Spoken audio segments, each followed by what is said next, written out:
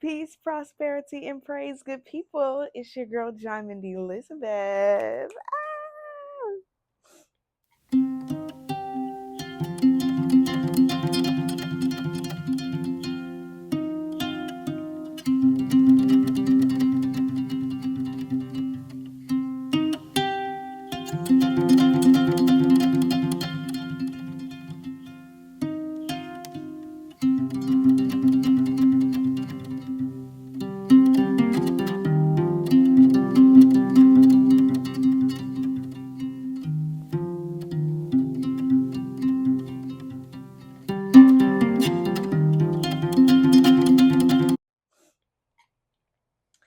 Ah, you guys, I've missed this.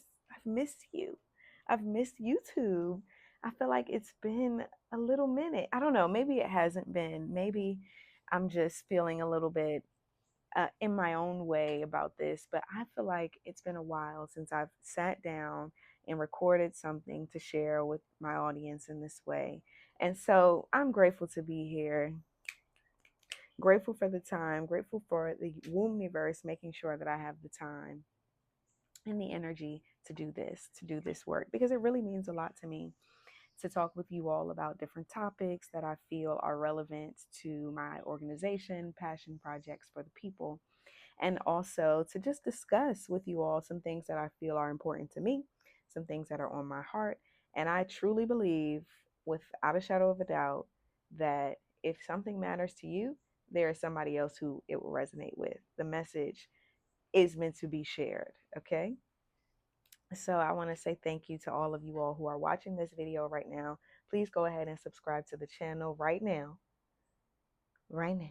Go ahead and subscribe to the channel. Go ahead and go ahead and share this video. And please comment below, because if you don't comment, then it's like I'm just talking to myself, which I have no problem with, but it's nice if I'm talking to someone. If you are new here, I am the founder and artistic director of Passion Projects for the People, a company that is so much a part of who I am. It is my life's work. And if you go back and watch some of my other videos, you'll hear about how I got here, about what the business is, and where we're headed. And I'm going to let you know right now, things are transforming. There is emergence all around us. We just had the Leo new moon, solar eclipse. All of these new beginnings are happening on the planet, are happening within me and within the business, of course. So be on the lookout. Stay tuned in, stay tapped in with me to just see what is happening with my company, Passion Projects for the People, y'all. Yes, yes. Okay. All right. Um, Let me see. This is what I came to talk about today. Today, I really want to talk to the creatives. I really want to talk to the artists. And I want to kind of narrow in on, just kind of like drop in to the importance of being in tune with your heart. That was a bee. I'm on my front porch, and I've literally been undisturbed since I've been out here setting up. And then all of a sudden, I'm getting into the message and shroom, a bee. I don't know. I'll take it. Yeah, I'm listening. But yes, the message today is for artists, it's for creatives, and we're talking about the importance of fine tuning and tending to the motions of the heart, because this is where all of our creative endeavors come from.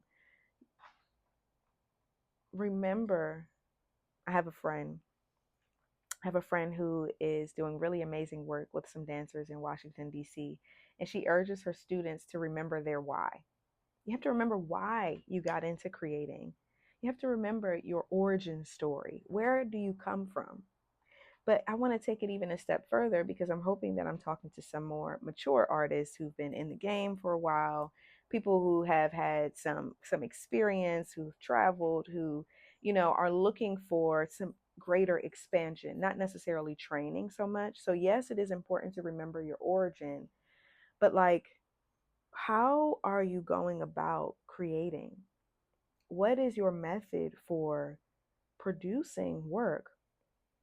And something that I feel I want to share with you all today is that your intentions are usually in alignment with your life path.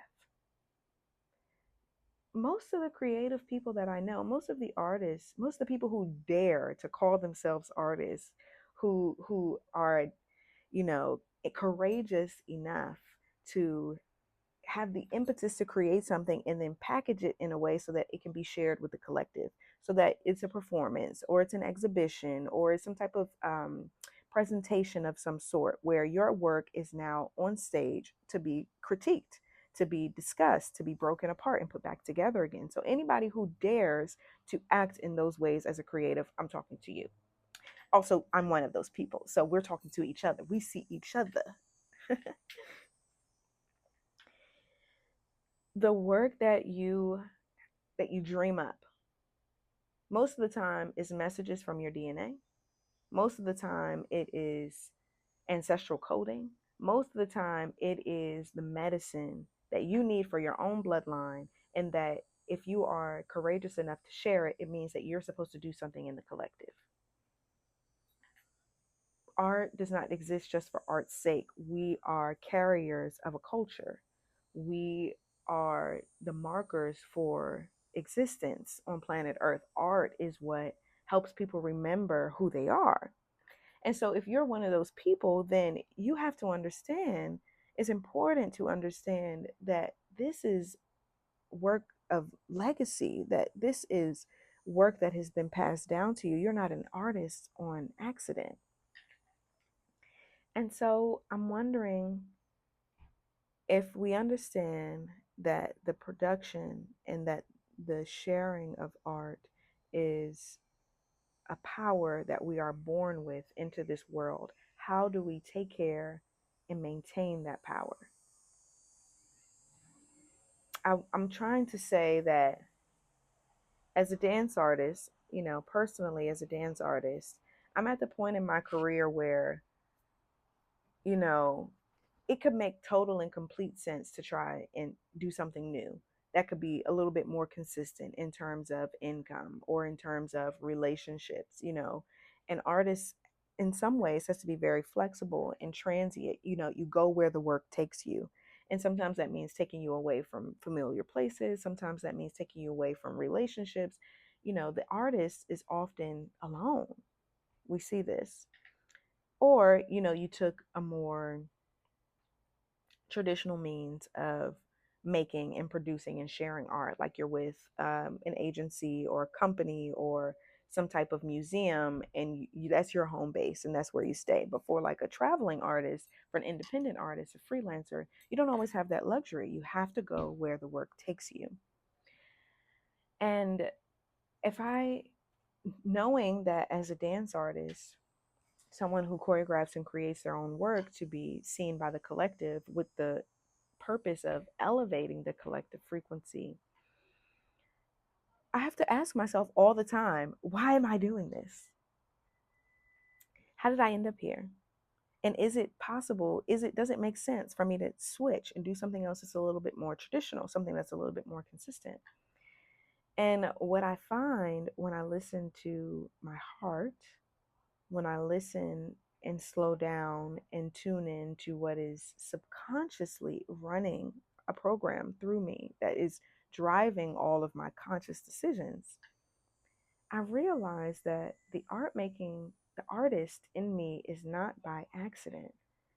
It is the combination of my ancestral heritage and my upbringing as to why I have the desire to create in the ways that I do. Essentially, artists are harnessing and wielding ancestral power and wisdom through their creative endeavors. You are the griot. You are the descendant that is here in this time to create. And that is a superpower in and of itself. And so we have to protect and invest in our creative process as if it were a ritual, a sacrament, a practice of honoring those who have come before. And how much of a blessing that is and a burden. With great power comes great responsibility. Shout out. Like these are things that we are all Spider-Man, especially creatives, especially those with the courage to put forth an idea and organize it in a way that could be entertainment, but could also be food for thought. So I just want to encourage people and remind you that you are never alone when you are creating. Even if your work takes you to different places, and even if you are creating often alone and you don't always have, a support system or a mentor to tell you, oh, yes, do this, or oh, yes, this is good, or oh, no, edit this. You're never alone. Your unseen relatives are rejoicing every time you take that pen to the pad, or you go to the space in which your creative juices are flowing, and you package it and you organize it in a way to be shared with the collective. This is what you are meant to do. I think the interesting thing that I heard and learned about recently, there are some things, going around the internets about how, hold up, yeah, just trying to make sure we're good. Some things that are going around the internets now about how if you have a dream, what is going on? Okay. All right. I think we're good. But yeah, so there's this thing going around on social media that I've heard recently where it's like, if you have a dream, like any dream, like if your dream is to open up a coffee shop, chances are you've done it in other lifetimes. And I just think that's so cool. Like, if your dream is to paint a mural for, to remember the children of anywhere, just to honor the children, that is probably something that you have done already, that you have successfully done in another lifetime. And it's coming up again because this is your life's work. This is your soul's mission. And I want to affirm for every creative that is listening and watching right now, for every artist, that your dreams are yours because you already could do it. You have already done it. And the really cool thing about like timeline jumping and tapping into your different aspects and tapping into yourself in different times is like you can tap into the version of yourself that already achieved the thing that you're trying to achieve and bring it to you faster. You know, never, ever, ever give up on your dreams. Just don't do it. Yes, pivot. Yes, grow. Yes, learn and edit. But to abandon your role in this lifetime as the artist is ill advised. In fact, if you're in a place right now where you are considering to abandon your skills, to abandon your superpower, your inheritance, you know, I think it's always a good time to pause. I think there's always space to like reset and reevaluate, realign and redefine. Um, I just, I have to tell you that it'll probably come back around. Like you might spend years not touching your art, but then one day you'll be like, why did I ever stop? This is what brings me joy and happiness, because that is a part of what you're designed. That's a part of who you are, you know. And I really and truly hope that each artist and creative has time and space to nurture themselves as the magician, because the art is an extension of you. But in order to create the art, in order to embody the power that is the ancestral inheritance that you have to carry out your dreams and your visions through art, you have to realize that it is you that is the art. And so I hope that you have time to tend to yourself and to your own heart so that you can be authentic in your sharing and bold.